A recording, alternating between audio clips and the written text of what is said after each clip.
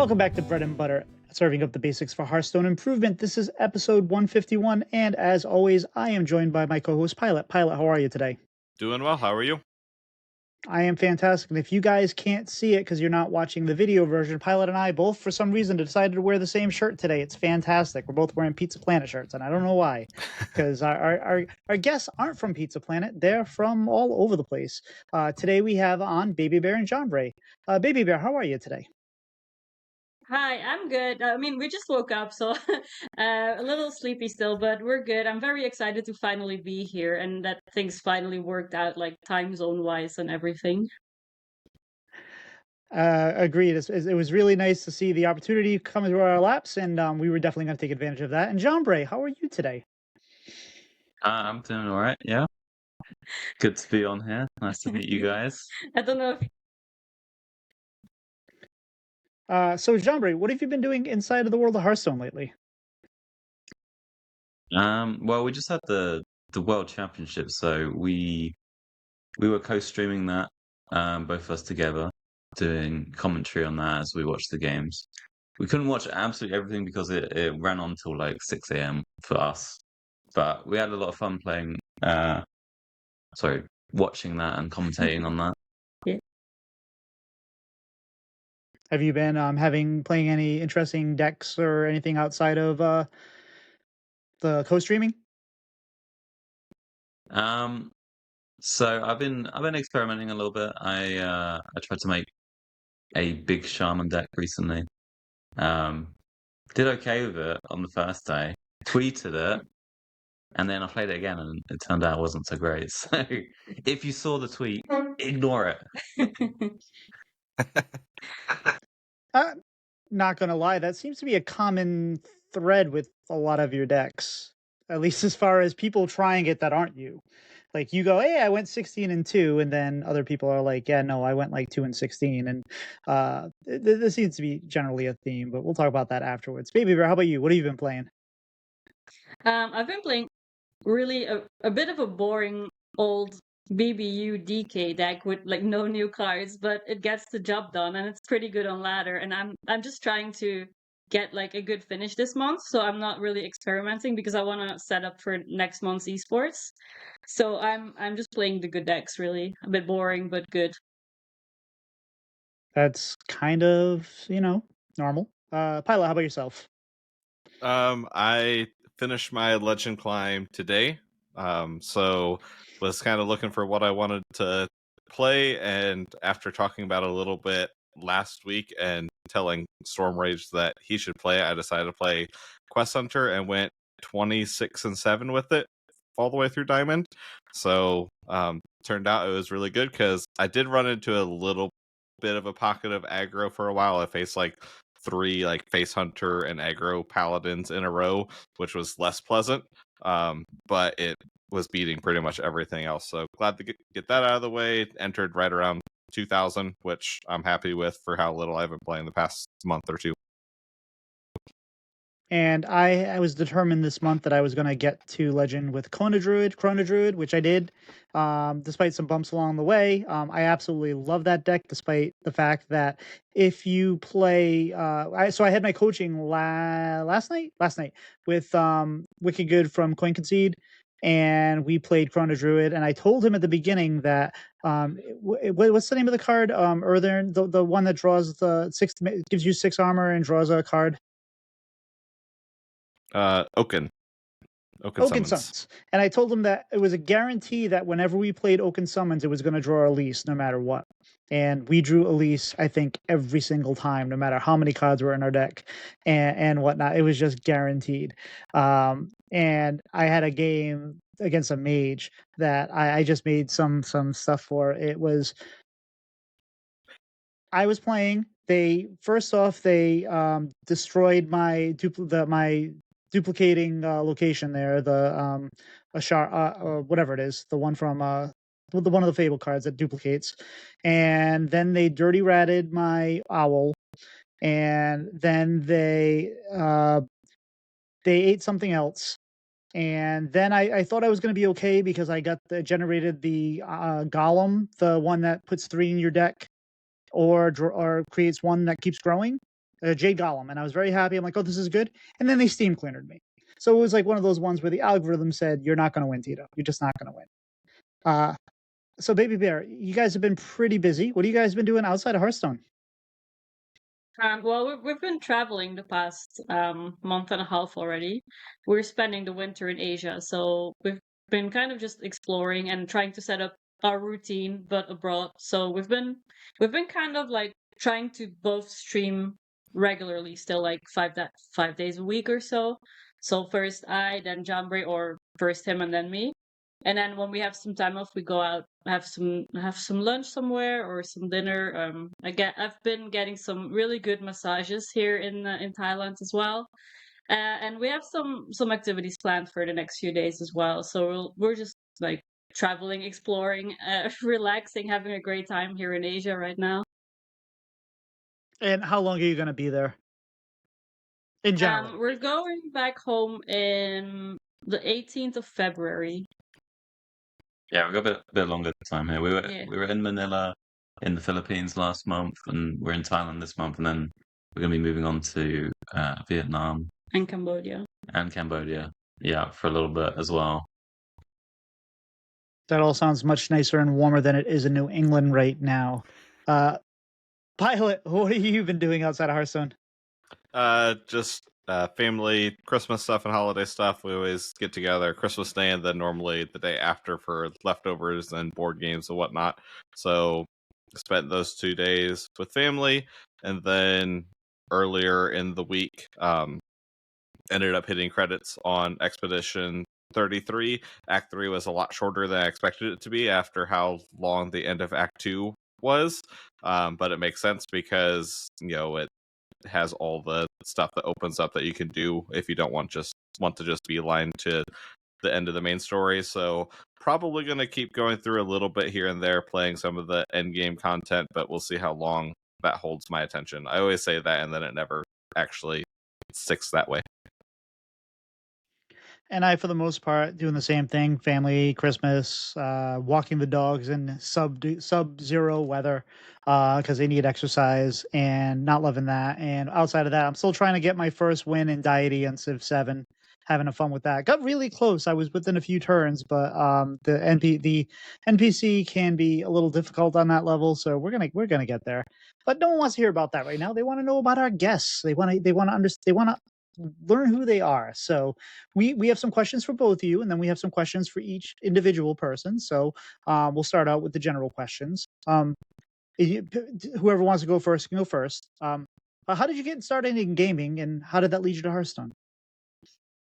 Do you want to go first? Or... You can go first. Well, I actually wasn't much of a gamer at all. I never, like, growing up or in my teenage years, I didn't play any games. And it wasn't until I was like in my mid-20s, I think, that I discovered Hearthstone through my ex-boyfriend who played Magic at the time. And then he got tired of collecting physical cards, and he was like, "Hey, I found this card game online. It's called Hearthstone. I'm gonna try it out." And I wasn't actually really interested in it because I didn't really care about gaming. But then he stayed up like every night playing and grinding and being really happy that he hit legend, and he joined a team and all that. And then at some point I thought, oh, that actually sounds kind of fun. So one day I was homesick from work, and I secretly downloaded Hearthstone on my laptop. And I tried it, and I didn't understand. I didn't understand what was going on, and so I still didn't like it because I didn't understand how the game worked or anything. And I uninstalled it again. And then a few weeks later, I was like, you know what? I didn't really give it a fair chance. I'm gonna try one more time. And I finished the tutorial, and after that, I kind of never stopped playing. So that's how I got into Hearthstone and gaming. Now, just a quick question before Jambre tells us how he got started. Have you ever run into your ex on ladder? No, he quit playing. It would have been funny to see you just stomp his butt. How about yourself, Jambre? How did you get started in gaming, and how did that lead you to Hearthstone? I've been gaming like my whole life. As long as I can remember. I think maybe my brother got me into it, essentially. Ever since I was like, I don't know, 5 years old or something. Getting into Hearthstone, I first started playing the game in like closed beta. I got an invite into it because I used to play a lot of Diablo 3. And one of my friends is very much into Magic. So I got an email from Blizzard saying, "Do you want to try this card game? Get into the beta?" And I was like, "Sure, I'll do that so my friend can give it a go and see if he enjoys it." He ended up liking it a little bit, but I ended up liking it a lot. So I got hooked into it instead. But I would never have tried the game at all if it wasn't for him. So it's weird how things turn out that way. Speaking of how things turn out, you guys got together through Hearthstone. How did that happen? Well, we were both playing competitive Hearthstone, and we were in the same practice group. And then like a few years ago, there was a tournament in Paris that we were all invited to. So we decided with the practice group to meet up for drinks before the event, and then every evening after the tournament matches had ended. And I don't know, we were just like having a good time, and like we were hitting it off, and it was fun, but nothing really happened. And then we went home, and on the first day we got home, Jambre messaged me saying, "Hey, I think I developed a bit of a crush on you."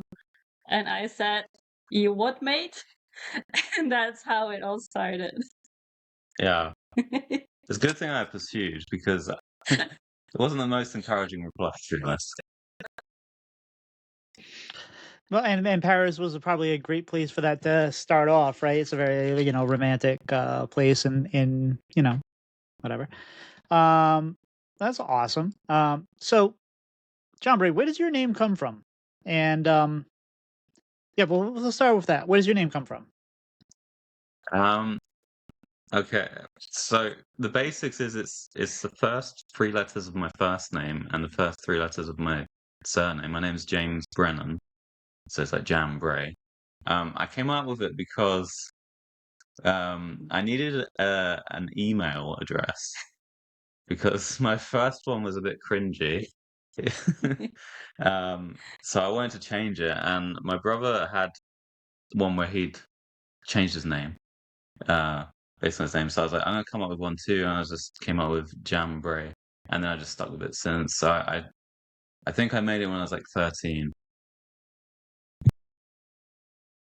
Well, I'm assuming BabyBear that your first name isn't starting with baby and your last name doesn't start with bear. So where does your name come from? Well, I told you guys that I wasn't really much of a gamer. So when I installed Hearthstone, like 10 years ago, I didn't have any cool gamer names or anything, so I didn't really know what to use. But I made the account in wintertime, and I was wearing a bear onesie, and I'm quite short. And my dad or my brother, they pointed out that I looked like a baby bear because I'm really short and I was wearing like a white bear onesie.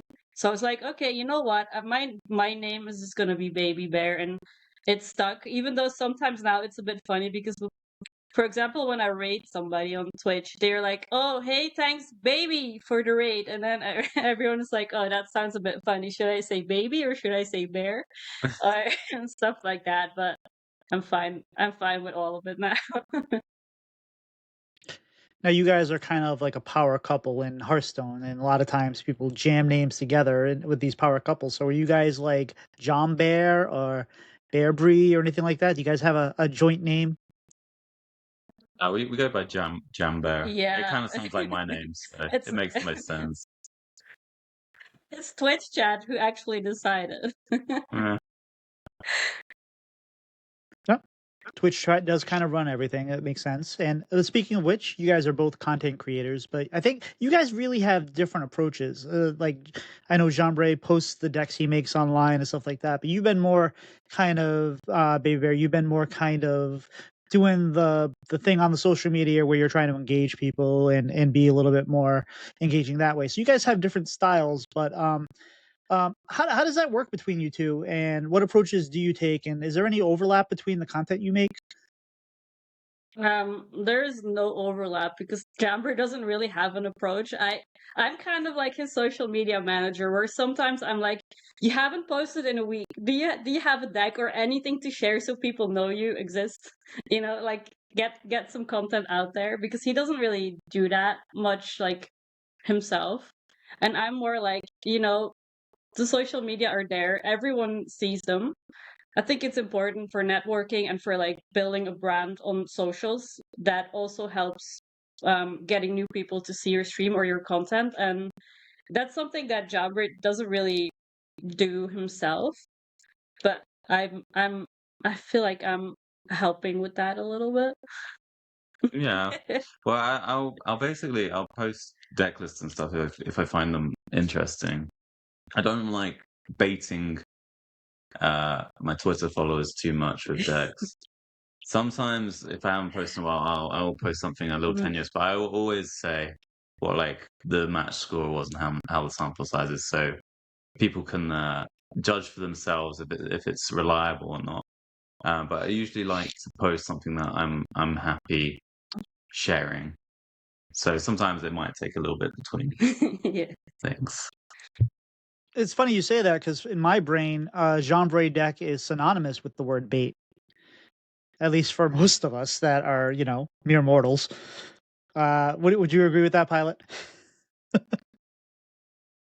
I don't know if I have much room to talk with the types of decks that I normally send you. So Well, yes. Agreed. The pilot program is definitely a little bit more interesting, and so you're both very competitive. You both have done competitive Hearthstone.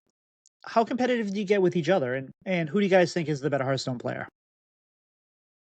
Um, well, we talked about this earlier, and well, I have to admit that Jambre is the better player, just based on everything. But I am quite competitive with him, and he says that he doesn't really care much about who's better or who wins. But like when I'm a high legend, I always go check if he's higher or lower, and then if he's higher, if I'm higher ranked than him, I'm like, oh, haha, I am higher ranked. But he doesn't care if he's higher ranked than me, so it's really a one-way competitive thing. Yeah. Does that get a little infuriating for you? Like, come on, care. No, it's okay, because maybe if he did care and he would rub in my face that I was lower ranked, I'd get mad. Yeah. Yeah. Guys, I could do that a lot. See, that's content right there. So you were mentioning getting ready for the upcoming Hearthstone playoff season. So it sounds like are you both making a plan to push for Worlds, or getting excited to try to make it for the first live BlizzCon finals in a while? Yeah, I'm quite excited about offline finals again, because it has been a few years.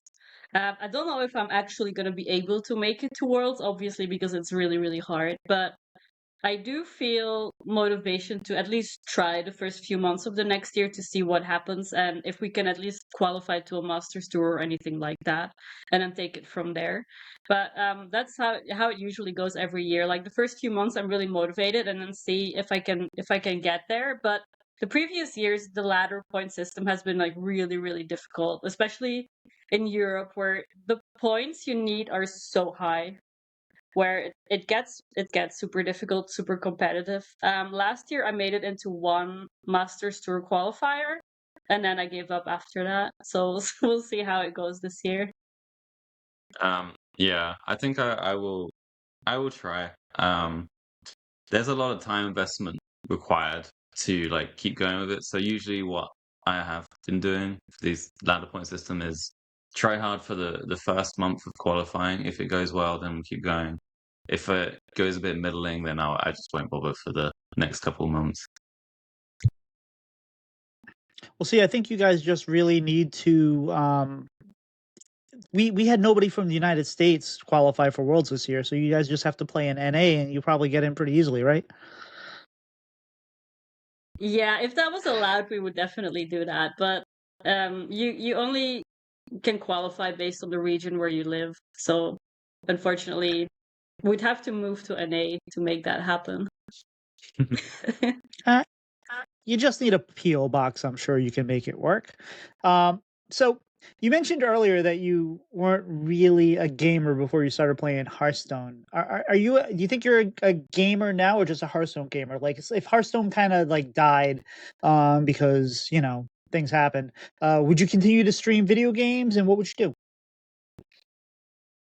Probably not. I don't think I still don't really think of myself as a gamer because I really don't have any interest in other games. Like, if I have some spare time, I would never just sit down and play a game, for example. I just like want to do other things. But what was I saying? I want to do other things. But I think if Hearthstone died, I would probably not be playing any other games or streaming it. Maybe I'd stream other content or like travel or anything, like things I would enjoy doing, but gaming, probably not. How about yourself, Jambre? Am I a gamer? Is he asking me? Yes. Yeah. No, I what would play you a do lot if of Hearthstone games. died? If Hearthstone died, what would I do? Oh, well, apparently Hearthstone's been dying since 2014, so I've had a long time to think about this question. Um, I right now in gaming, I've been playing loads of roguelikes and roguelites.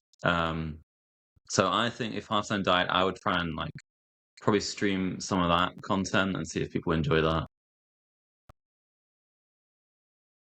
All right, so now we'll ask the final question that we'll ask both of you, and then we'll go on to like the individual questions. Baby Bear, what is your favorite class and deck of all time? They don't have to match up either. Like, you can have a favorite deck that's not your favorite class or whatever. My favorite class of all time is Mage. I think I used to like when I first started playing Hearthstone. Mage was like my first real deck, like the old school tempo Mage with the Mana Worm on one and the Flame Waker going like pew pew pew.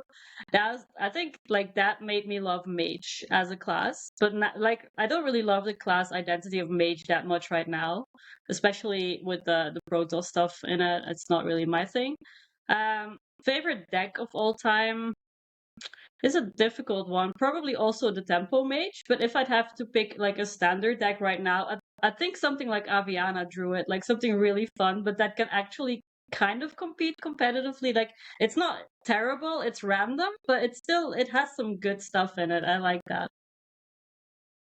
I like those kind of decks too. Like, I played a lot of Pure Paladin with the Countess, and like I liked how like you got some randomness in it that you had to like, okay, now I can solve a puzzle. How do I get a victory out of the random stuff that I just got? So yeah, I understand that completely. That's a lot of fun. How about yourself, Jambre? What's your favorite class and favorite deck of all time? I used to really love Paladin when I first started the game. I had like 90% of my wins were on Paladin compared to other classes, but that has dropped off now. I feel like the design of Paladin over the last few years has been not too interesting, so I don't play too much of it now. But now I play more Shaman, Druid, and Rogue. I'd say probably Shaman the most would be my favorite class if I had to pick one. As for the favorite deck of all time, I've got a few.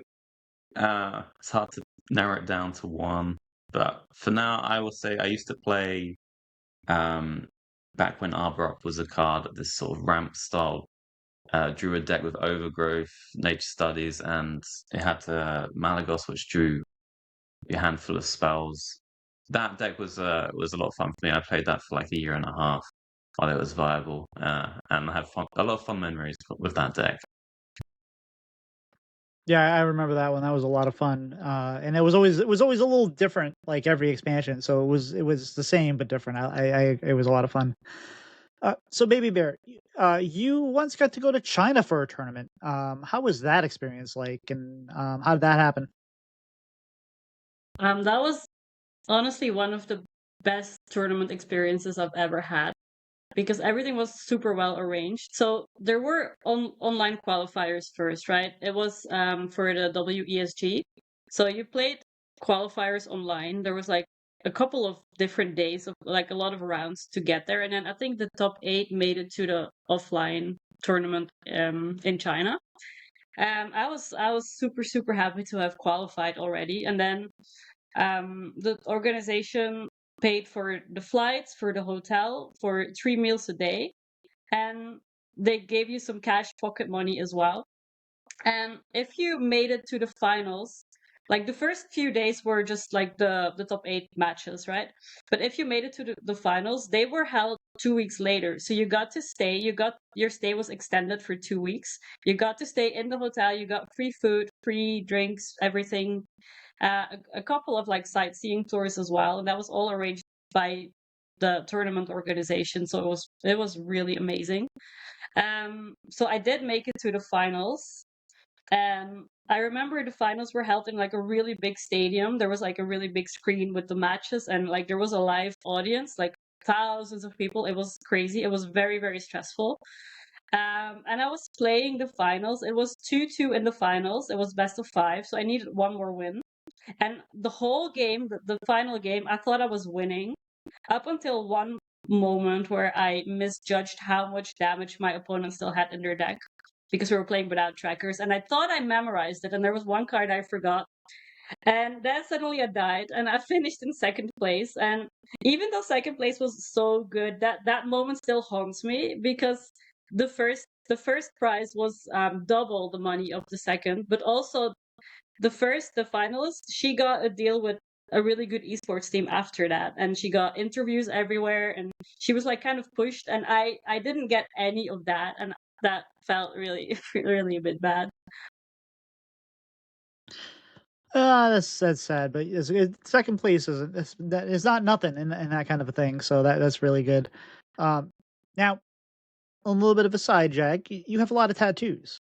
Why do you have so many tattoos? Which are your favorite? And do you have any Hearthstone ones? Well, it kind of just happened over the years. I didn't really plan to have that many, but and I waited to get my first one till I was like 25 or something, because I didn't want to do anything stupid while I was younger. So I waited till I was 25 to get my first one, and then it was such a good experience overall that I was like, okay, why not? And then sometimes I travel and I'm like, oh, I'll get a little travel souvenir, for example. I had one done in New York, I had one in Vegas, I had one in Australia. So it's like little travel reminders as well. I think I haven't really counted them recently, but I think I have like something between 25 and 30. But I have one Hearthstone tattoo as well. It's on my leg. It's like the little C Finley, the Spinley from that was on the diamond card. I have that on my leg because he was just so cute. Nice, and that's a good one too. So I think you've covered this a little bit when you're talking about the China thing, but you've competed in multiple Master Tours events and playoffs. And what was so? I'm assuming that last one was your best finish, but maybe I'm wrong. What were your particular memorable matches or series that you've had? Is there anything that stands out outside of the one you just told us about? Yeah, like so my best finish was 17th place, and top 16 got the golden card back. So I just missed out on tiebreakers. And that was really frustrating, because while we were waiting for all the games to finish, some people were DMing me saying, "Oh, I did the maths, the tiebreakers, you're going to be in top 16." So I wasn't really celebrating yet, but I was like, I had my hopes up, and then the tournament ended, every match was done, and I was in 17th place. So I actually just bubbled the top 16. So I was really disappointed after that, especially since it was a nighttime Masters tour for us. So I had to play throughout the whole night. And then at 7 a.m., I was like ready to celebrate my top 16, and then didn't make it. So that was quite memorable. But then match-wise, I played one Masters tour against Lion, who in that year became the world champion. And I think that was also broadcasted on the Masters Tour channel. So that was a really cool game. Just like two girls playing very high level Hearthstone against each other, and I won. So that was really cool. And she was dominant in her in Worlds. That was a truly wonderful thing to watch, especially, and that was the last year, I think, right before COVID too. So it was a good thing. We were all It was very good fun to watch. But like you just mentioned, you're a very talented Hearthstone pro, and sadly, we know how toxic gaming and the internet can be towards women, especially in gaming. What has that journey been like? And do you have any advice for female gamers trying to make it in whatever scene they're competing in? Yeah, it has been very challenging, especially the first years when you're like new in the scene and everyone's testing their boundaries and seeing how far they can go with you. And like you kind of want to fit in, right? So you try to not be the difficult one. So you just let a lot of stuff slide that you shouldn't. And then thinking back, I'm like, why did I allow that to happen? So over the years, I feel like I've learned a bit more how to be assertive and how to set my boundaries. So like right now, I think most people know that they don't have to send me inappropriate stuff. Also, obviously now that because I'm married, but like I used to get like dick pics, or I used to get like random players saying like, "Oh, hey, can we maybe meet up after the tournament?" Like I'm there to compete. I'm not there to look for a date, you know. Um, like also people after they lose saying, "Oh, I wish you would stay in the kitchen. Why are you playing Hearthstone? Why are you not cooking food in the kitchen or stuff like that?" That still happens. I think I don't experience it as much luckily now, but I think for like if any girls would want to compete or start gaming, I'd say like just make sure you set those boundaries early and don't take any of the crap. Solid advice. And I know a lot of people say just ignore it, but I'm sure it's really, really hard to just you can't just ignore it. It's there. So Yeah, I feel like genre. if you just ignore it, it's not really going away. I think it's better to address it so people at least know what's going on. And I've been doing that. Like when I get weird messages or stuff, I just post it out in the open, and people will see what it is like for a girl. Because a lot of men don't really, I think they don't really realize how bad it can get because they don't really experience it that way. So I feel like I'm just putting it all out there so people know. Yeah, I never understood why when people post it, they don't they like they do the polite thing and they redact the person's name and just put what they post. Like why are you doing that? They put it on the internet that they should own it and whatever. But yeah, that's horrible. And I'm hopefully it's getting better, but sometimes it's real difficult. Genre. So to switch gears a little bit, out of all the content creators out there, people call, like we've talked about, Jambre Decks. I think that's kind of like a unique thing out in Hearthstone. How does it feel to be synonymous with developing decks? And what does a Jambre deck mean to you? It's a bit of a double-edged sword because a lot of the time it kind of discredits the deck a bit. Someone calls it a Jambre deck. It's like it's not a real deck.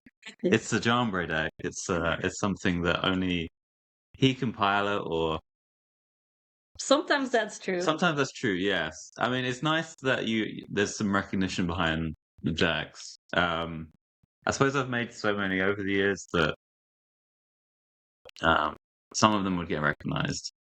Uh, But I mean, if someone uses it as an insult, sometimes you do feel a bit bad about it. But it's no big deal. It's kind of a bit in jest a lot of the time, so just take it on the chin, as it were.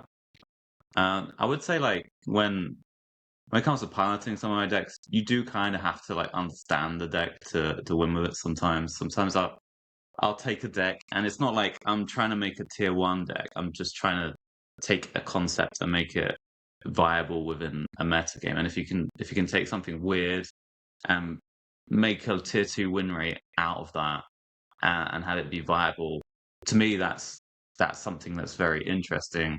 But someone might look at me posting a deck and be like, "This isn't winning as much as my tier 1 Hagatha Shaman. It's a crap deck." And I think if you're taking that approach to stuff I'm posting, you're probably going to have a bad time.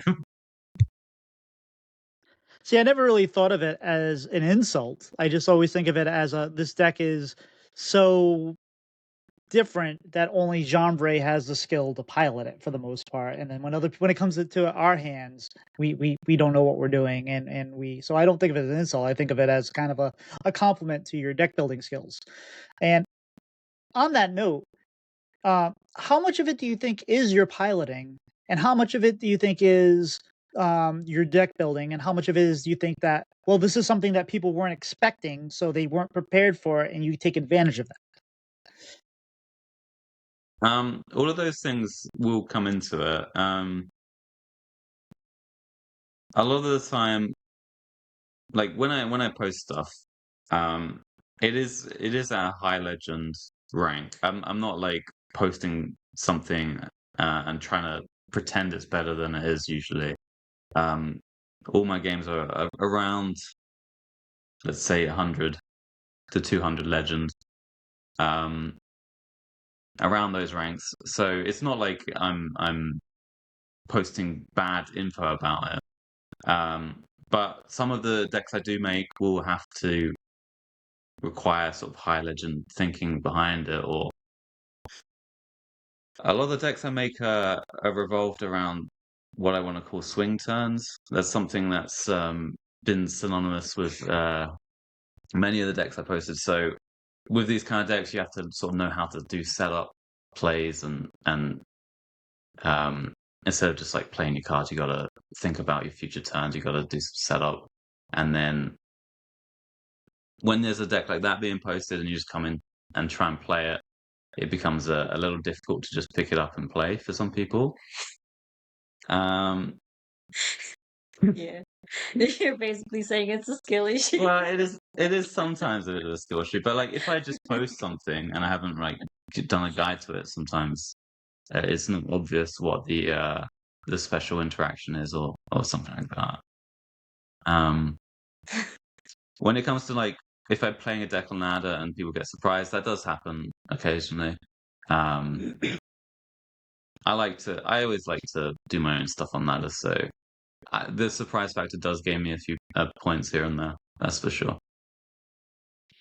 Well, plus when you're building a deck, you're playing at high legend, so you're seeing a much smaller, more refined meta that maybe like 3 or 4 decks that you are planning, and like, okay, I know that I'm playing against mid-range shaman and rogue all the time and whatnot. So you have a very narrow idea of the things that you're going to be facing. And then I come and pick up your deck, and I'm playing against Protoss Mage,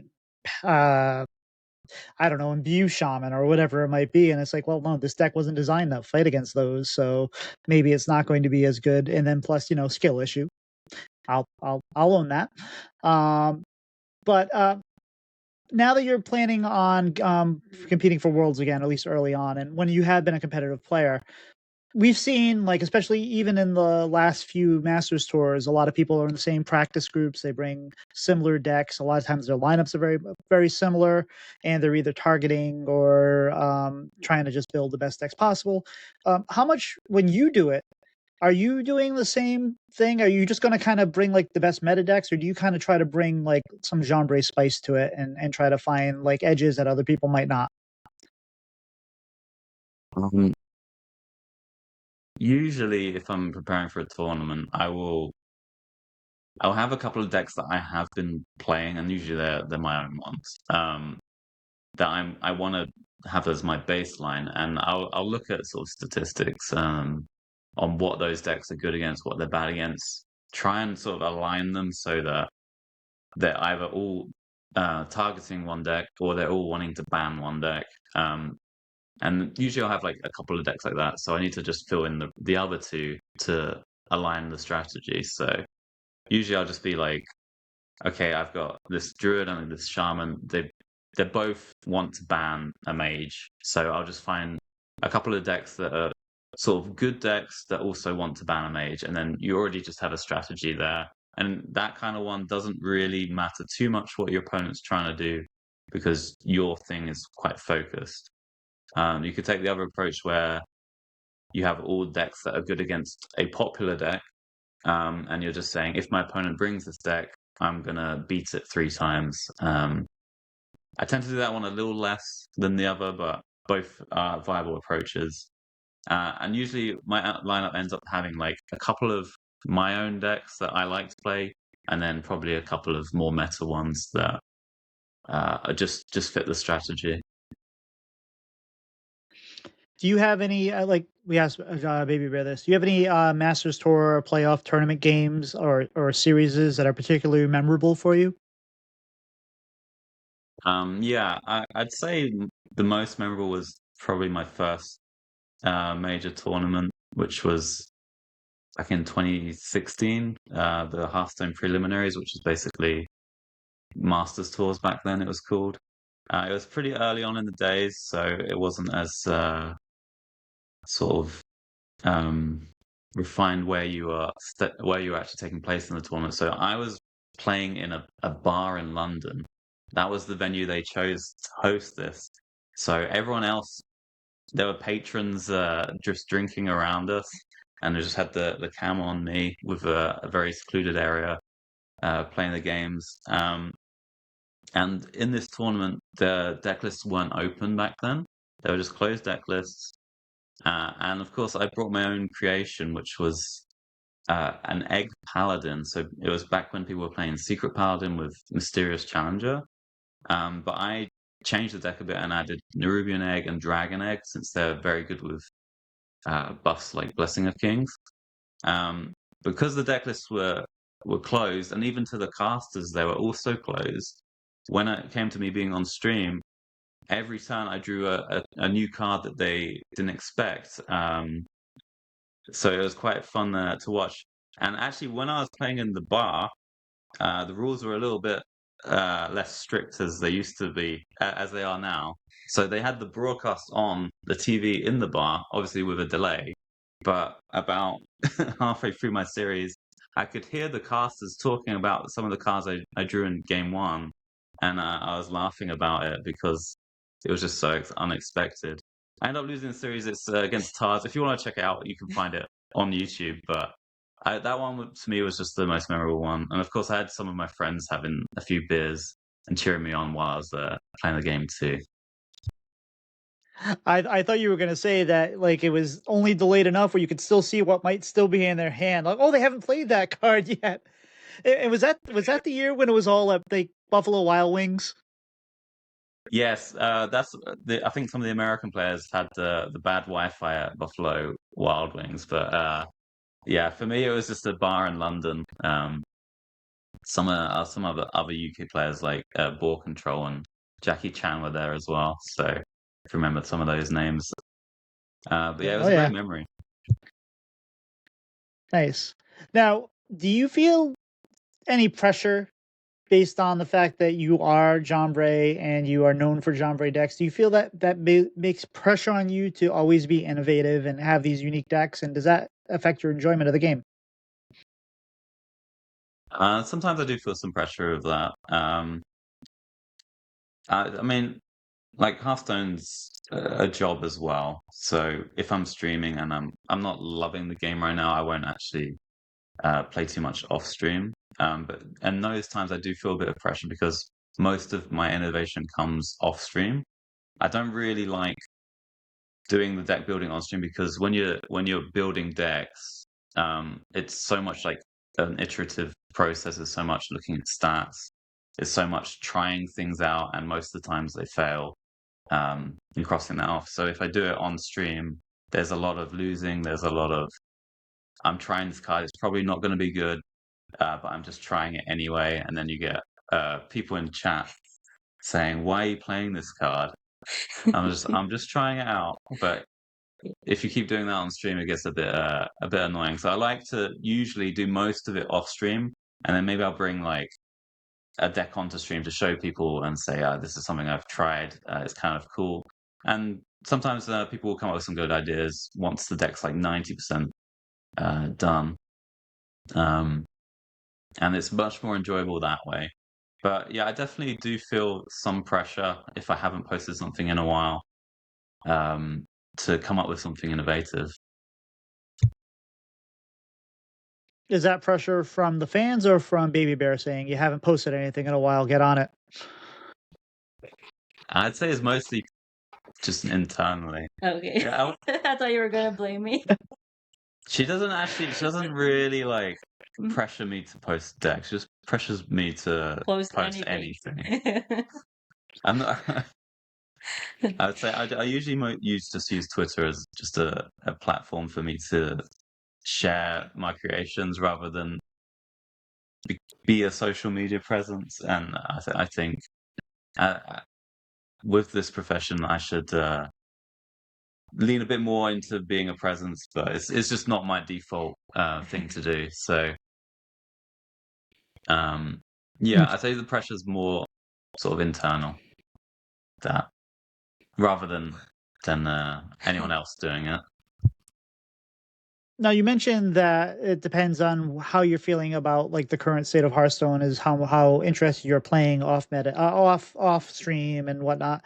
This year has been kind of generally thought of as a down year for Hearthstone. Even though right now, even though for most of the year, I would say Hearthstone's been very playable as far as there's a variety of decks. It's very balanced. It's just we're still playing the same decks that we've been playing for the last 16 months.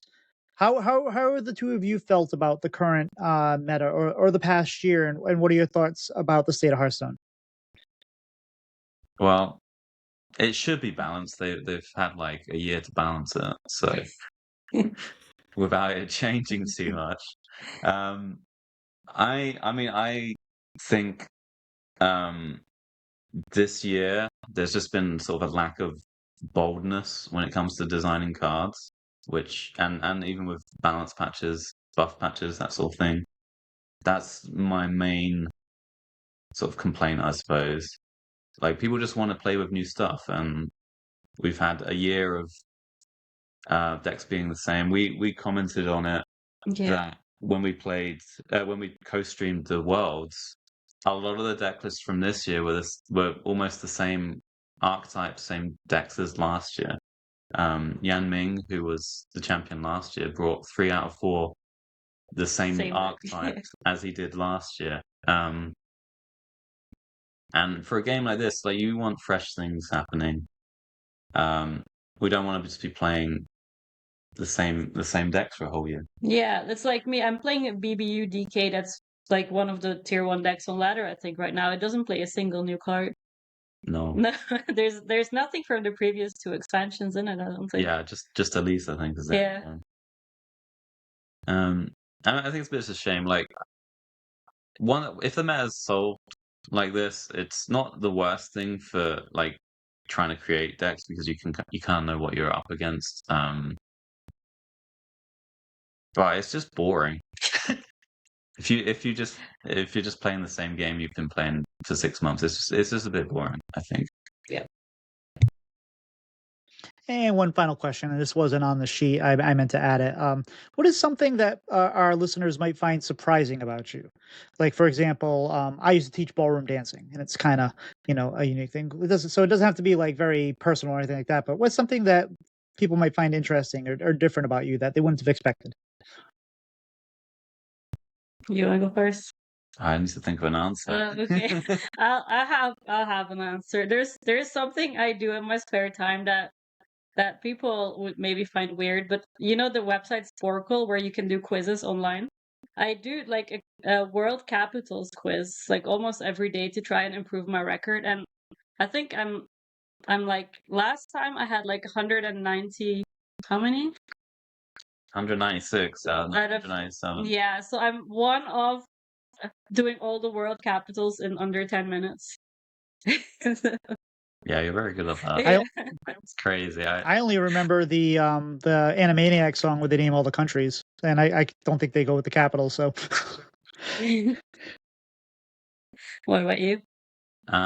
Something surprising about me. I don't know. My hobbies are just a very generic gamer hobbies. Yeah, it's true. I mean, people might not know. I used to play poker professionally for several years. He used to skateboard as well. Yeah, I did used to be a skater boy.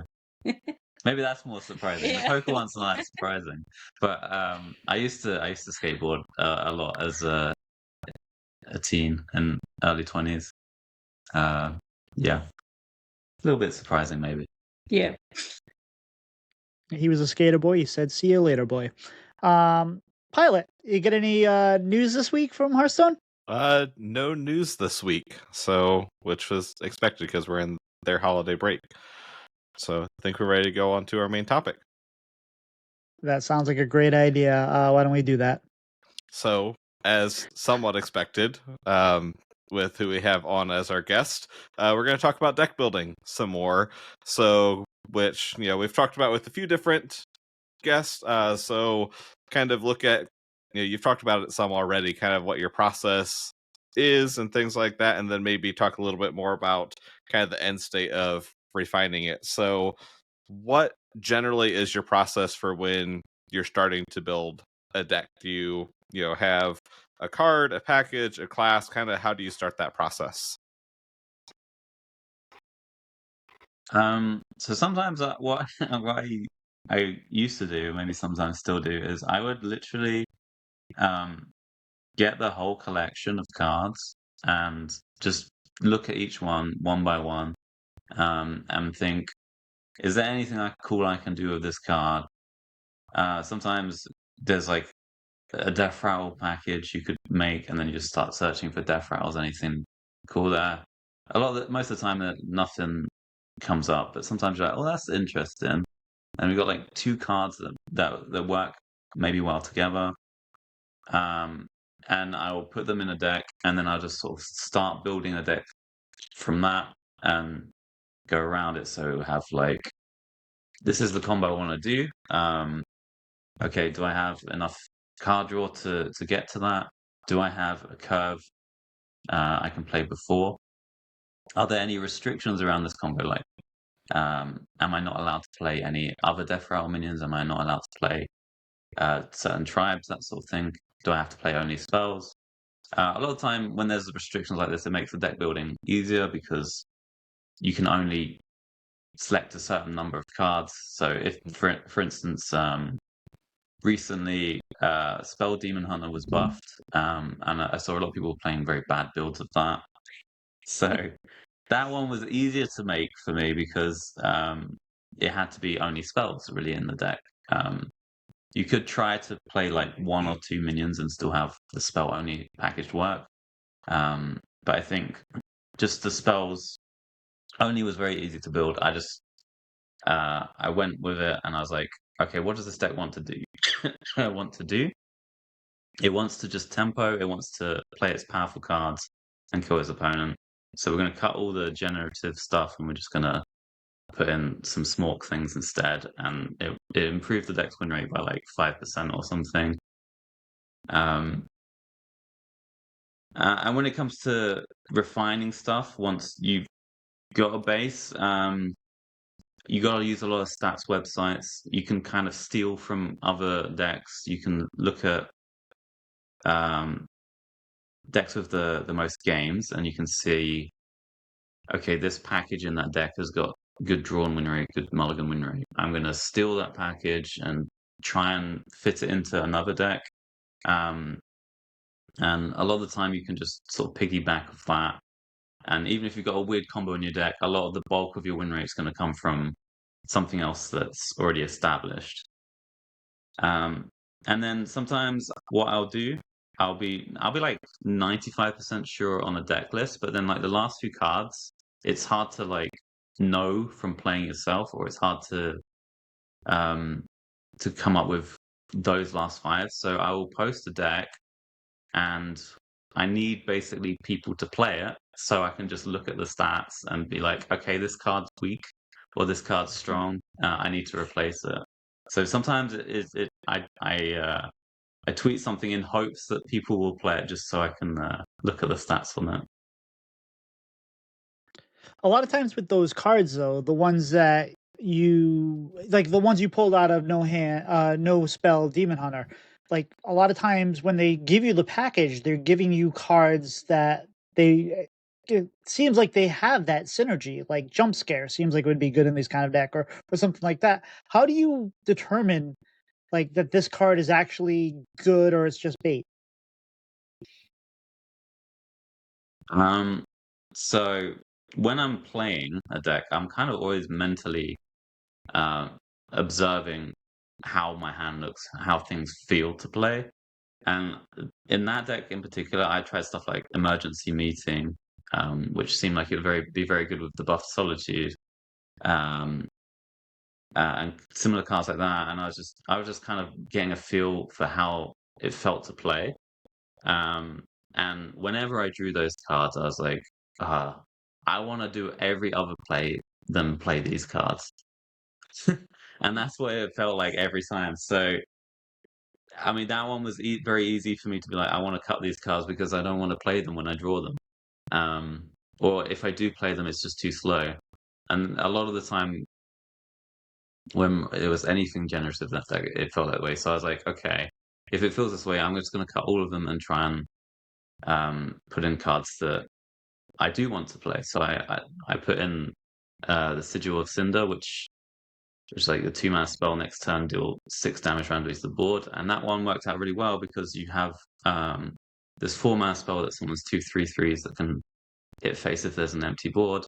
Or if you play the Sigil of Cinder the turn before, the board's a lot more likely to be empty, and then you make one of your powerful cards a lot stronger.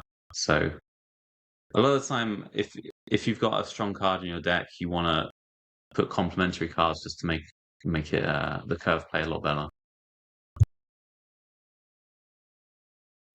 Yeah, I think that's always one of the things that I notice, especially early expansion when you're building or trying new decks that are popping up. You always have those 2 or 3 cards that you get in your hand and just sit in your hand, and you're like, I never want to play this. It's just sitting here, and that's normally, to me, a good sign to look for something different. How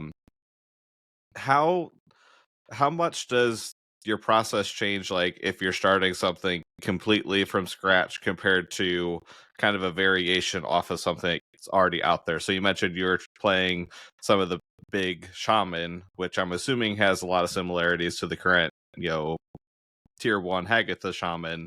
How does your process normally change of how much you're pulling, how much you're like actually trying to change the deck?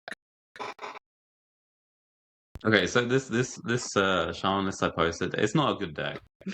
I'll just say that straight up. It's not a good deck. It actually doesn't have much in similar to the current builds because it's basically a cliff dive deck, centered around the 10 mana 12/7 for damage.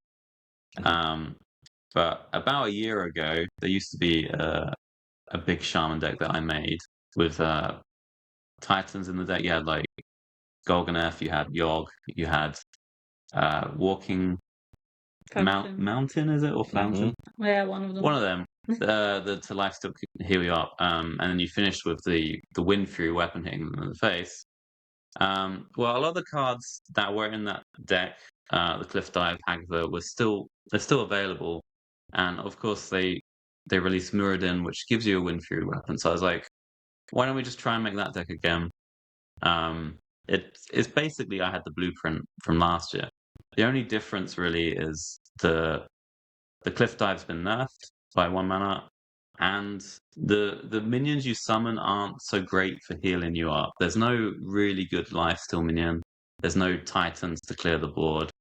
So it changes the deck a little bit into, you can't go for the control-y route so much as you need to go for the I'm gonna go face and kill you route. And it ends up being a lot similar to Cliff Dive Demon Hunter in that sense, where most of the other cards you put in are face button centric, rather than sort of control the board centric. And that helps a lot with deck building it because the vision's very clear and you can already include and exclude a bunch of cards because of it. I will say that the deck sucks. Don't play it. So, I think one thing that changes a lot for deck building, depending on where you're at, is kind of what goals you're able to focus on, especially depending on how focused on how much you care about your rank. To where, if you're deck building up at, top legend, you're running into, a much smaller field typically, and often kind of the same, sometimes even the same players compared to someone who's at 2,000 or 5,000 or 10,000 legend, where they might be able to just go and say, I have this fun deck that I want to build, and Tito can focus in on Rycleaver for a year and not feel punished, but not as punished as a top 100 level. So how does that kind of change the way that you approach it, or do you just say, I'm trying this idea, I'm just going to cover up the number and ignore it for a couple of days while I try this? Yeah, you definitely have more of a stress test if you're playing against top legend people than you would if you're like in the thousands. Sometimes if I really want an idea to work, I will become a 3K legend player, trying to make it work. But the nice thing is sometimes there's been instances where I've dropped to those ranks trying to make something work, and then once it's clicked, I've climbed right back up with it. One example I could think of is Nazmani Priest with Malagos. That deck, actually, I made around the time we met. Yeah. I called it Banana Priest at the time because it played a 3-drop that generated bananas into your hand and used that with the Nazmani to discount a bunch of spells. And that ended up getting dropped, but the deck itself, I was refining until I hit to rank 3K or so. And then I climbed with that deck to top 10 legend. So if you were on like HS Guru at the time and you see like the streamer decks page, Jambre page, you would have this deck and it would say the peak and the worst for it, and one of them the worst would be like 3K and the peak would be like 10. So it was the biggest disparity for that of any deck I've played. But at least before I was married, there would be a lot more instances of me of just playing a deck for hours and tanking and then gain my rank. Don't have as much time for that anymore, but there used to be the case. Is there a particular deck that has never really worked out, or a card that's never really worked out that you really have wanted to, and you keep going back to it and you just can't make it happen? And on an alternative note, like Pylet said, can you make a good Right Cleaver Hunter? You know, one of my viewers loves the sandwich card. So every like couple of weeks he'll come to me with a new sandwich deck, and I'm like, come on, it's time to pack it in. But I mean, I've tried to make that card work. I honestly think if that card's good, people would hate it. They'd hate playing against it. It just throws out so many stats onto the board when it's good. So I think for the good of Hearthstone, it's good. It's good. It's not good, you know. But I'd say for your original question, the card that I thought was going to be good and I tried to make good was like this Paladin card. I think it's called Hold the Bridge, where it's like a 4-mana spell that gave your minions +2/+2. I was like, surely this is going to be good. It's kind of like Evolved Shaman, where you make a bunch of stats onto the board and you sort of swing the tempo. And then that I was convinced to try and make good, but I tried so hard and it never was good. And I was like, maybe if they buffed it by 1 mana, it would be OP. But as it was, it just wasn't good.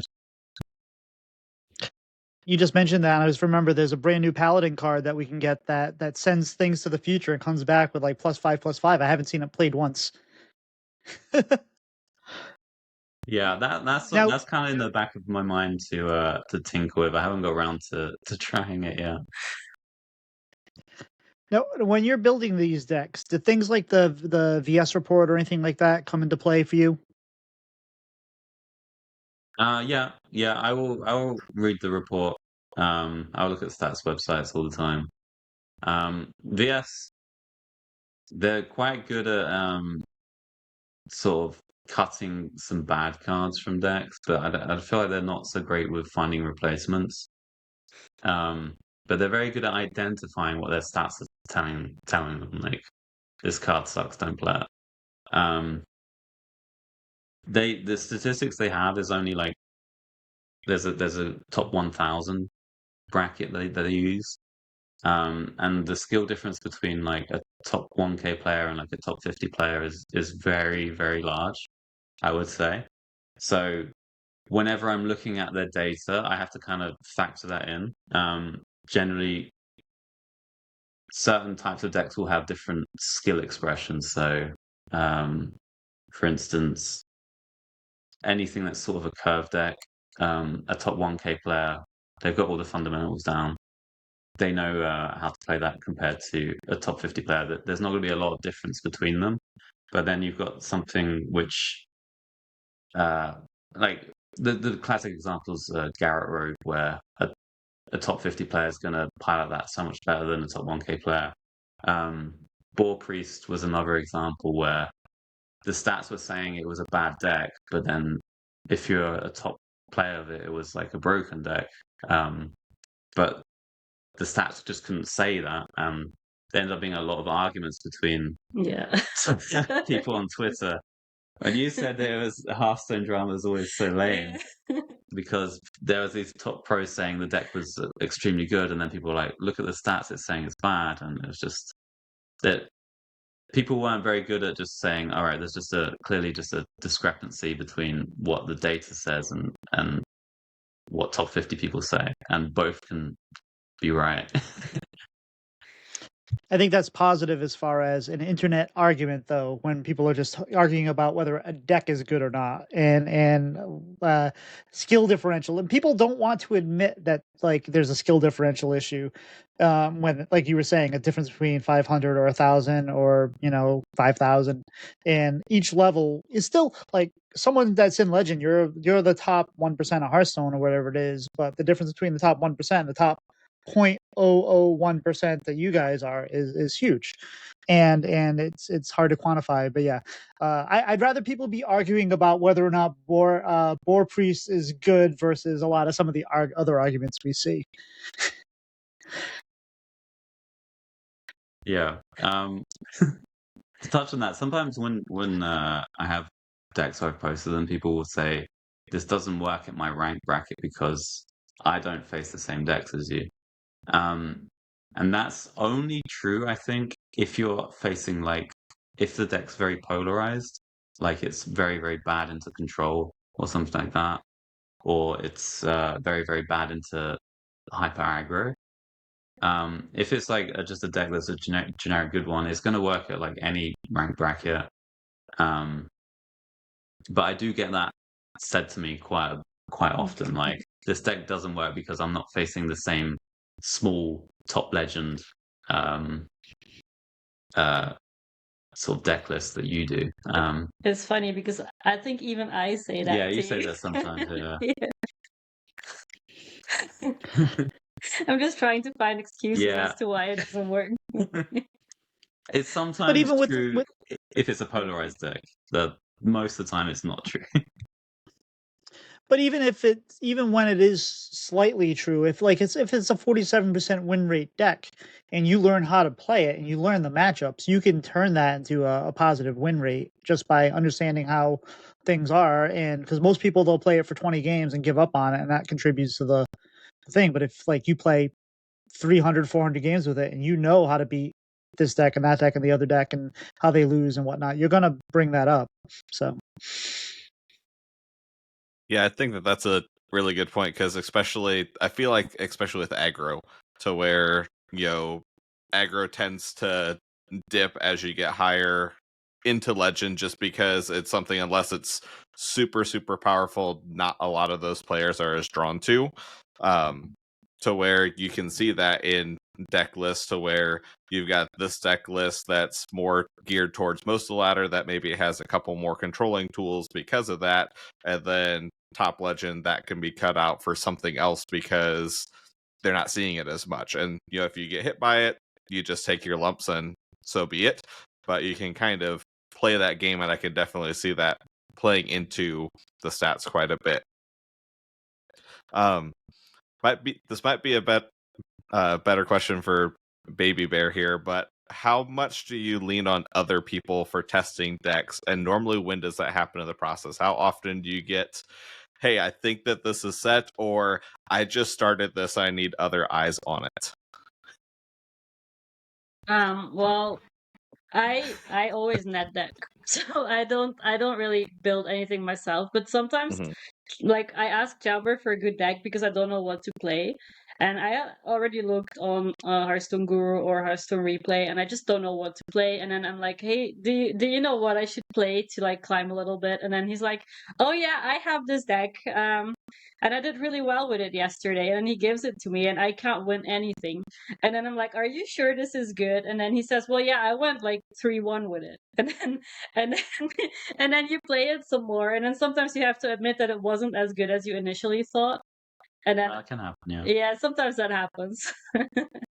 But like sometimes he has like a good idea or a good deck, and I just don't know how to play it. That's what happens generally. I always get a little bit baited because I know he knows how to play it, and I know I don't know how to play it. But I want to try it anyway, and then I end up losing, and then I'm like, "Your deck's bad," and he's like, "No, it's not the deck. It's you." I don't say that, guys. I am Maybe you hear that, but I definitely don't say that. But sometimes you will be playing a net deck list, and I'll be like, you should change this card. Yeah. But I like playing tech cards in my decks. You know, when I face a deck a few times, like Quest Warrior is quite popular right now. So I put a Steam Cleaner in my DK because if I face that matchup, usually I lose. With the Steam Cleaner, I have a bit of a chance. Also, I play the Renovator to kill opponents' locations and all that stuff. And Jambre doesn't really like the tech cards, so he always tries to cut them from the list. But I always want to keep them, so there's always like a little bit of a fight there, or not really a fight, but like a struggle. I want to keep my tech cards, but he knows they're maybe not optimal. But I want them anyway, just in case. Yeah, that presents a different challenge where I try and keep the soul of what you enjoy with the deck whilst sort of navigating around and trying to make the deck better. Yeah. Don't touch I think you probably would like. I think BabyBear, you would probably like language hacker type decks because I think whenever he decides to build a deck, he always starts with a Viper, Demolition Renovator, and something like a Steam Cleaner. How do you guys do together with as far as when you guys are playing? Can you coach each other? Can you both take feedback and criticism from each other as you're playing? Oh, you should have done that, or hey, why did you do that? Can you guys work together well with that? Yeah, sometimes we do. Like very often, like I play while Jamber is streaming, for example. So then we can't really give feedback. But sometimes when I'm playing, when he's like just sitting over here gaming, like doing something else, I'm like, oh, I have a really difficult turn. Like how would you approach this, or how would you solve this? And then I ask for feedback. He doesn't really ask my feedback very often, so I don't know about that.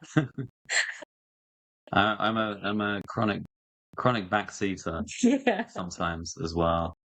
Yeah, sometimes I'm just chilling and playing games, and I'm suddenly Jabber standing behind me for like 5 minutes straight, just watching my game and saying what to do. I'm like, I didn't ask for anything, but he just can't help it. Yeah.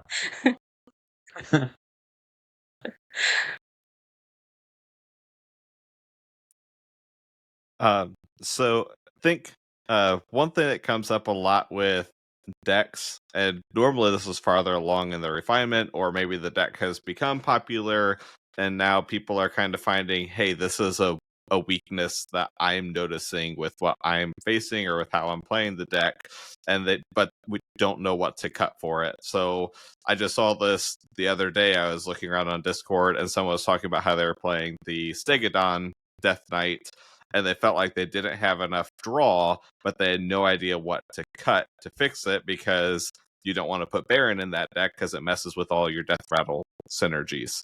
So obviously, when you're looking at stuff like that, you want to look at the curve because you don't want to completely blow up your curve depending on what the deck is. But what are ways that people can kind of look for those, 2 or 3 card swaps if they're wanting to do that rather than, fully rebuild a deck?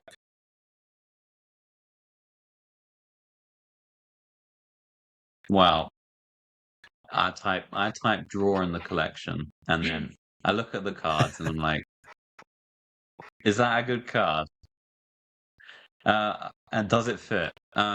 I mean, for the Stegodon case, one thing you can do is go for like Nidus Worm and some Zerg stuff, because you could play Zerglings and Nidus Worm and Kerrigan. They're all fine cards, and they don't have anything against the death rattle restrictions.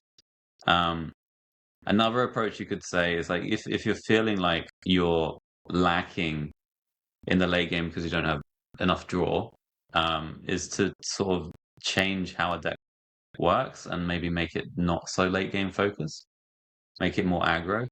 That also can sometimes work. Might not be the approach for that deck, but like, for instance, if you feel like you're struggling in late game, some people's initial reaction is like, "Oh, I need more value, more draws, things like this." But actually, the better way is to sort of lower the curve or make it more aggressive. And just an example for the Stegodon, you could just say the Stegodon's like a top end finisher, but I'm doing the bulk of my damage with an early minion curve. That could be an approach to take for it. Also, that might like statistically work better. For a lot of people, they might not like the spirit of the deck anymore if you go that route. So I can understand not doing it. But for the most part, like the restrictions are there. Like you can't have a death rattle. You might need more draw. It could be a case that there isn't a solution to the problem, and you just basically gotta pray for a mini set release or something like that that gives you like plugs the hole that you have, or you just have to take something a little less optimal and just go with it. Pylet doing me a favor to my editing by making sure we have multiple tracks to deal with by going in and out of the online. How do you? It's cat issue. Yes, and then it doesn't. This behind the scenes, it does not let you reselect this mic, so it switched to my webcam mic. So I'm like, I need to, and I have to leave and rejoin to get the actual mic back. Nice. Now, how do you keep a deck relevant as the meta shifts? Like if you're playing your big shaman right now and say it was actually good, and it was, you then see a shift in the meta where there's more rogues or more warriors or whatever like that, and that's maybe less of a favorable matchup. How do you adjust to keep maybe that deck relevant if you want to? I mean, you could do this with any deck, like based on your local matchup, what you're facing. Rogue historically does not have great healing, so that's a weakness of it. So you can adjust your deck to have more burn or more aggro. Warrior, you might need more value, for instance, or you need Steam cleaner. Steam cleaner, yeah, stuff like this. There's various techs you can put in, and a tech card doesn't have to be necessarily like a Viper or something. It could be like a Volcano or a Hex or something like this for your decks, which help in the meta. I remember a while ago, Egg Warlock was very popular, and DK had a bad matchup into it. So something I did was play the Taurus package, which let you play matching outfits. And matching outfits transformed a card, so it suddenly turned a really horrible matchup into one where you could just cheese a win straight away. So there's various things you can do to adjust to the meta. It might just be like there's a flex spot in your deck of 1 or 2 cards. If you're facing lots of aggro, you don't really need like a steam cleaner in your deck, for instance. So you can just change that to something that helps deal with the early board a bit more. If there's something available like that, it could simply just be that simple.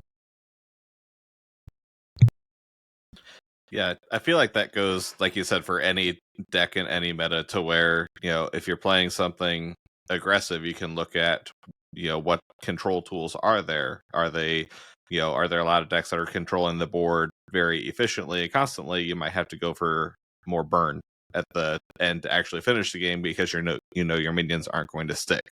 Or, the shaman right now, I feel like Hex has gone in and out a couple times just because it was a 2 of, and then people dropped it once, especially once Egg Warlock fell off, and now Hex is back in because it's good enough against other things again. You always have these flex spots and these things to look at for how does my main plan interact with what I'm seeing, and do I need to change how I get there? Yeah, absolutely. I would say you don't need to be constantly changing your deck though. It's like 1 or 2 times if you really notice a trend. Like some days people would be non-stop playing one deck, and the next day it disappears. You don't have to keep constantly changing your deck, because if you the less techy the card is, the less you have to change. If it's a really heavy tech card that only works in certain manners, obviously, only have it if you're facing the right decks. But if it's just like a Hex, which is generically okay and then sometimes exceptional, you can probably just keep it in your deck, and you're not going to be much worse off if it's like slightly unoptimized. I feel like you're telling me to get rid of the steam cleaner again. No, we faced enough Quest Warriors that you can keep it. How much of your deck building is desire to make new cards work or be making content? How much of it is I really can't stand playing against this deck that I keep seeing? How do I beat it into the ground? I'd say it's like 90%. I'm trying to make new stuff work. I don't really like specifically make stuff to target a certain deck too much. I would maybe like adjust my decks to be better against it, but like mostly I'm just trying to make cool new stuff work. I'm not really trying to make tier 1 decks. I'm just trying to make some cards work.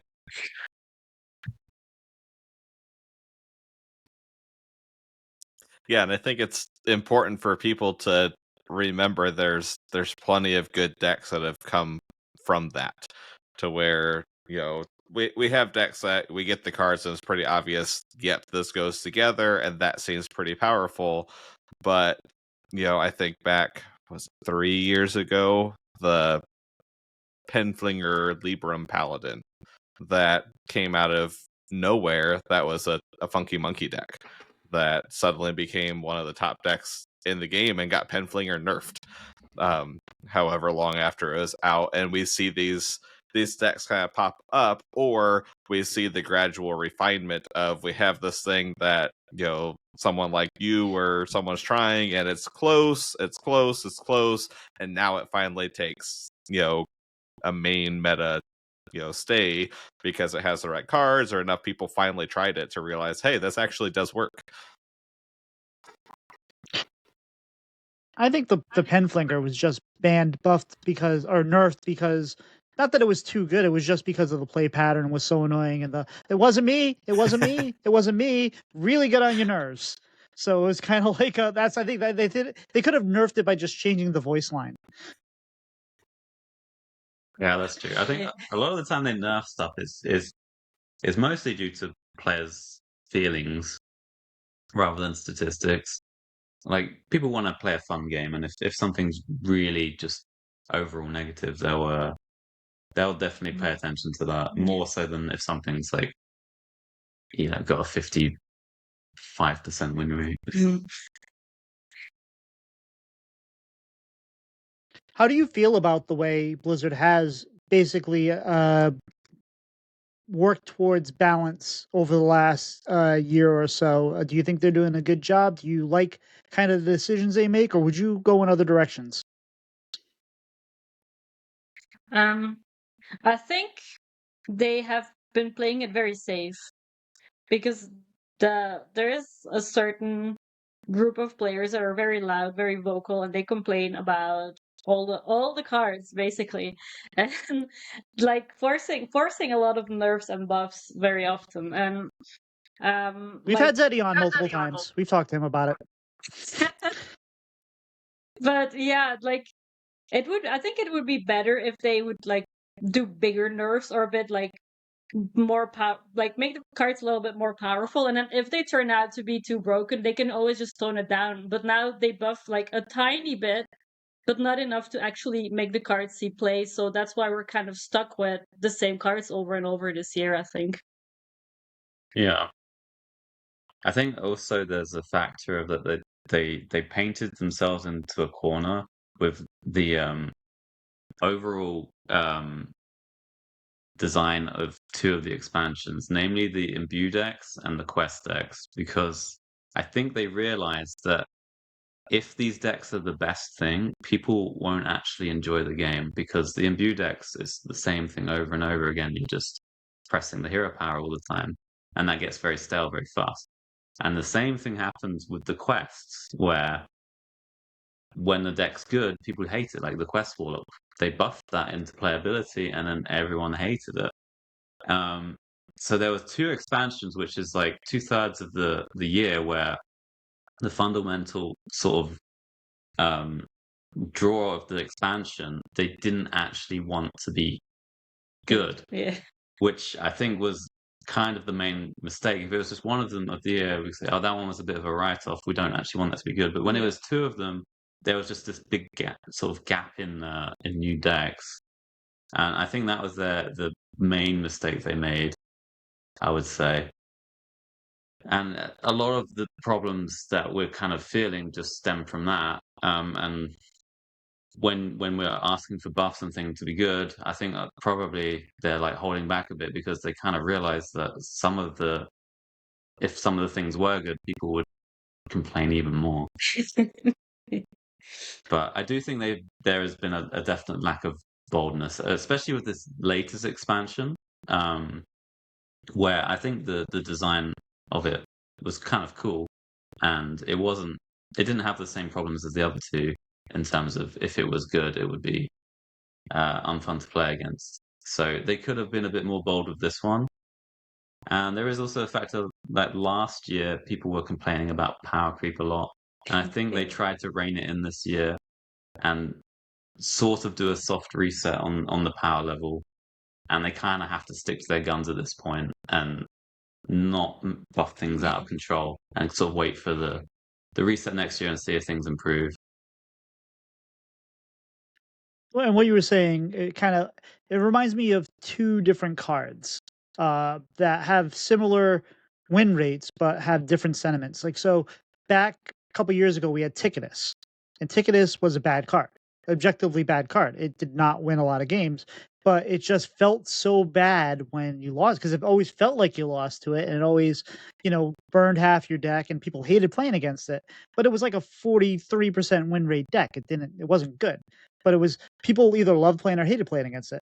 And now you have Toki, which is also an objectively bad card. It's got like a 43 or less % win rate. I don't know if it's one of those ones that's supposed to be, I think, close to Whizbang as far as this win rate, but it's so much fun to play for people, and I don't think it feels bad to lose against, because it doesn't. It's not like Ticketus, where it's like burning half your deck and it has that bad feeling. But it's like, it feels like they're kind of similar cards in the level of the way they were designed. But Toki was designed in a way that feels better to lose against or to play against versus Ticketus.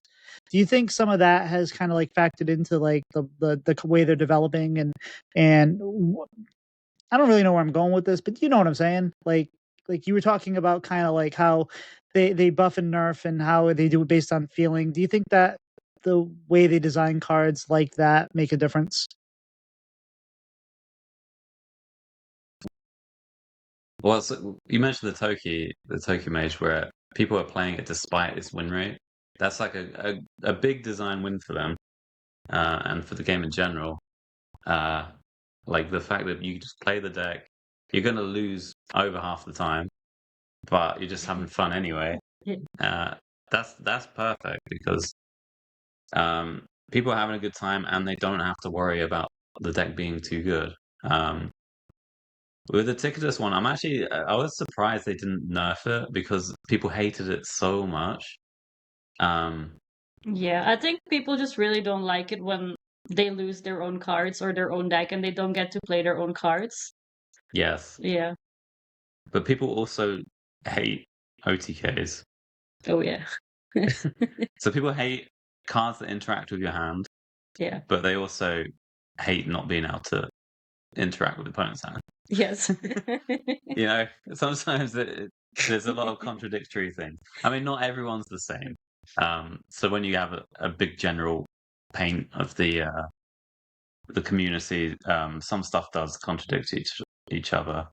I think anytime there's like a design win like Toki, it's good to understand why people like it. For me, the Toki, there's nostalgia coming in. That's a big factor. You get to see so many cards that you just forgot were a thing and get to play with them. And sometimes there's like this like niche scenario where a card from the past ends up being absolutely insane, and that's just a lot of fun to play with.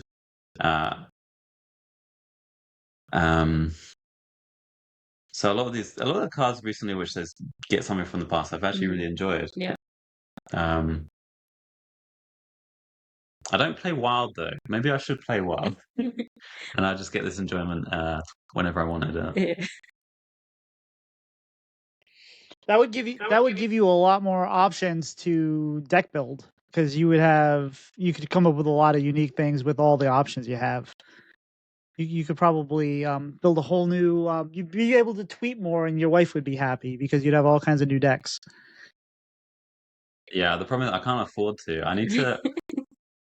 I need to dust all my wild cards so I can experiment in standard. It's way too expensive if I held on to all those cards too. I have to like spend my dust all the time trying out these niche cards, so I can't afford wild by any means. I also don't have time for Well, it. I don't have time either, no. The time I understand, but like as far as the dust, I don't think it's as bad as you think, because most of the cards that you need, there's probably a small subset of cards you actually absolutely need. There's a huge subset of really bad legendaries that you'll never have to craft ever. And then if you're trying to make a deck work, there's probably very few cards that you would need that wouldn't be in that main section that you keep, and maybe a couple rares or whatever that it is. So I bet you wouldn't be as bad as you think. At least as far as talking to people. It's just as soon as a card leaves standard, I dust it because I need every single piece of dust I can get. It doesn't matter if it's a good card or a bad card. Sometimes they feel a bit more painful to dust, but they all gotta go. Now, I had one question. This is probably would have been better. I want to chime in on something else really quick here, because I do want to chime in. I've fully agreed. Like from the past that they've done this expansion has been such a win, fun and design wise. Been playing the Arcane Dragon Mage enough and winning with it enough. I've gotten so many spells I forgot about off of Alter Time to get 2 arcane spells from the past. I got to Rune Orb somebody. I got to Devolving Missile somebody. It was great. I'm like, all these best of cards from years past in Mage. It's like, this is great. I love the design with that. So I was just curious, and I probably should have asked this during the interview. Are there creators that really have inspired you over your time? Because thinking about it, just talking to you, like I think like Kibler also kind of had like a very similar kind of vibe to like trying to make bad cards work, or not maybe bad cards, but finding interesting things that no one else is playing, a lot of that. Were there creators that have inspired you to be kind of like the creator you are? For me, it's mostly well, I'm from Belgium and Thijs is from the Netherlands, and we speak the same language. And whenever we meet up at events, it's very like familiar, because he's like this really big streamer and like everybody looks up to him. But he's also very nice. He's very down to earth. He doesn't have like this big ego, and I think that's important. And that's something I was like, yeah, I think he's like a really great example for everyone. For me, I suppose in the deck building aspect, there's sort of a friendly rivalry between me and No Hands Gamer when it comes to deck building. That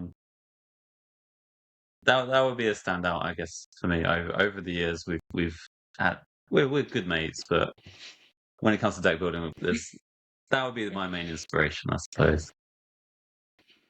You guys need to settle it in head-to-head poker, right? Because you guys are both former poker players. You guys can do like in rounders. That's true. Yeah. Who's the teddy?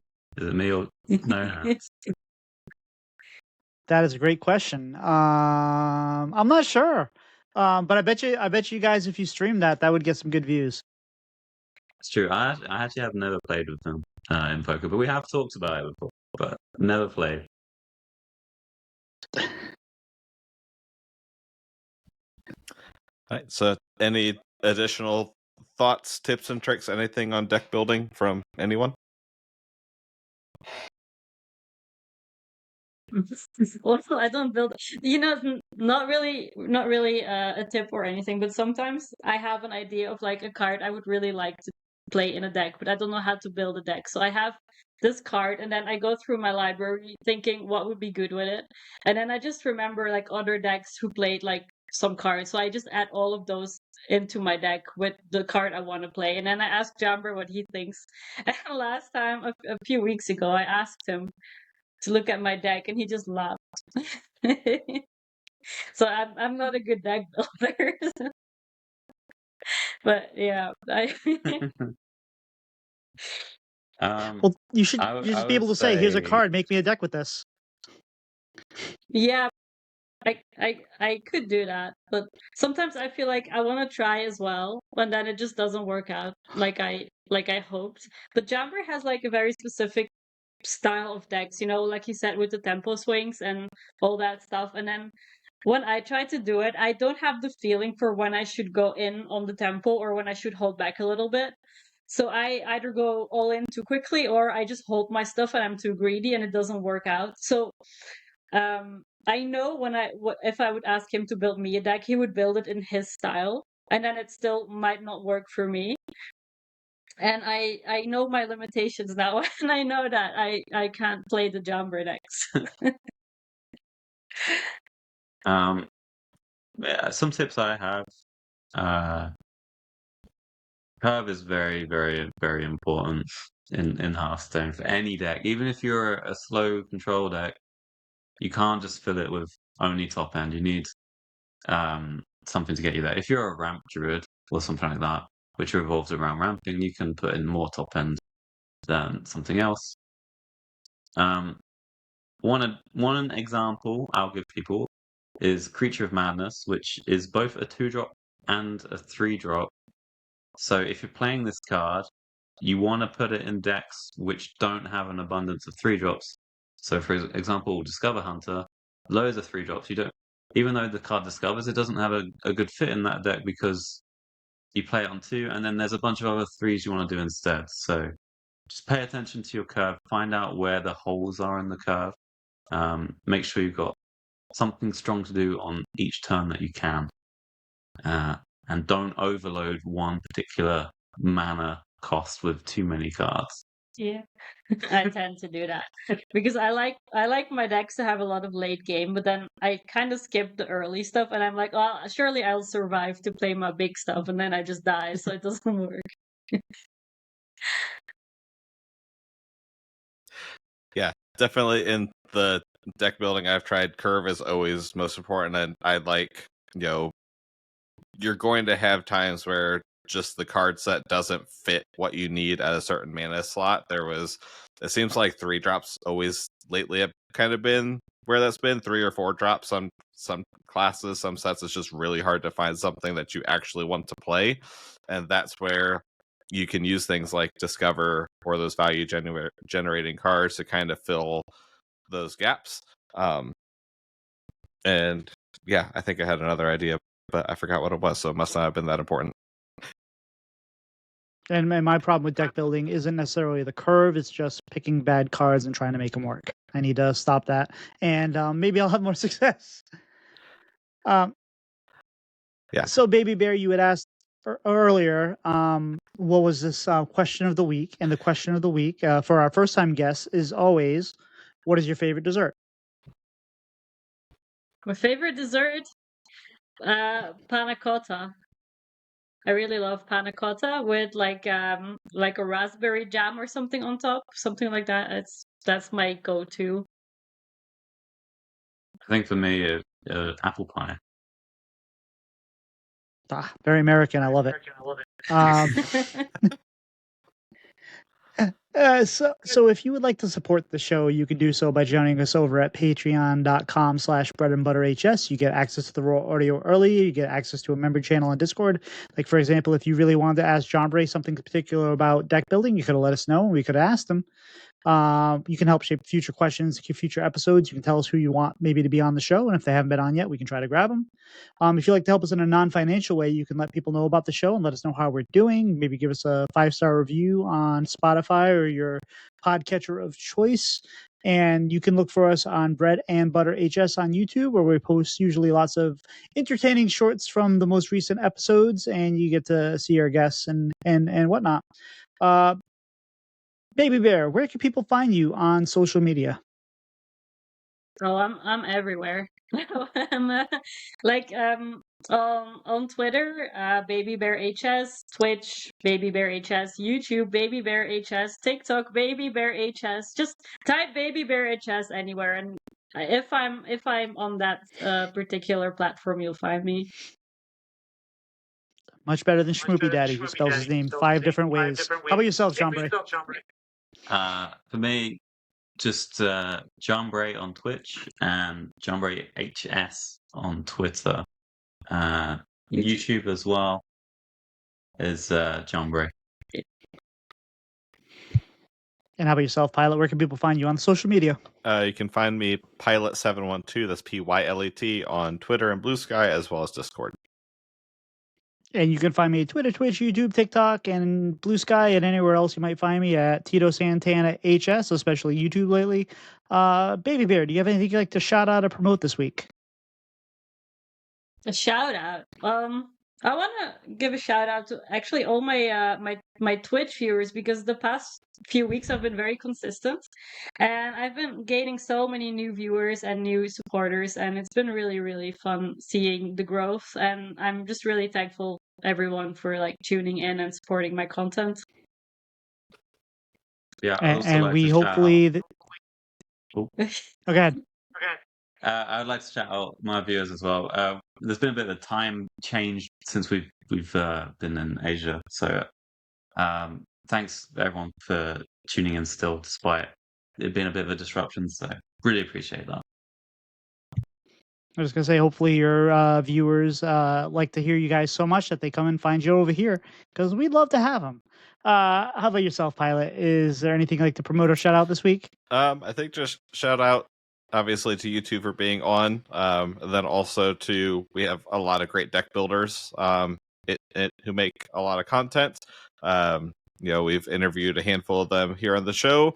Obviously check out and support all of them, and find the people that work for you, because they were talking about, sometimes the decks work for them but don't work for you, but you will find a deck builder that probably their decks work. I know, I was going to chime in earlier, and then I was dealing with my mic whatever issues, but I feel like I'm more often able to make Jambre's decks work than the general community. And I know normally if I take a no hands list, I'm like, I can play those decks to where just I understand the playstyle compared to others. I'm like, I don't know, it's a pile of cards.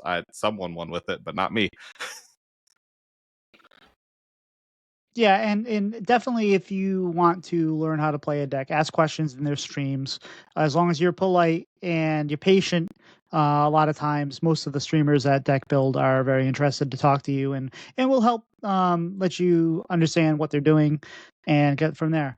I'm going to shout out Just a Guy, who was on the show last week, but also sent me a Christmas care package, including a Hearthstone ornament, which was really, really cute, and a Christmas card with the family and all that. So it was really, really nice to get that. I knew he asked me for my address a few weeks ago, but I had forgotten about it. So I was like, what is this package from California? And I was like, oh yeah, nope, it's not the creator program. It's Just a Guy. We don't need creator program. We have creator program at home, and it's Just a Guy. So thank you very much, Just a Guy. And anyway, guys, I think we're toast. We'll see you. See ya.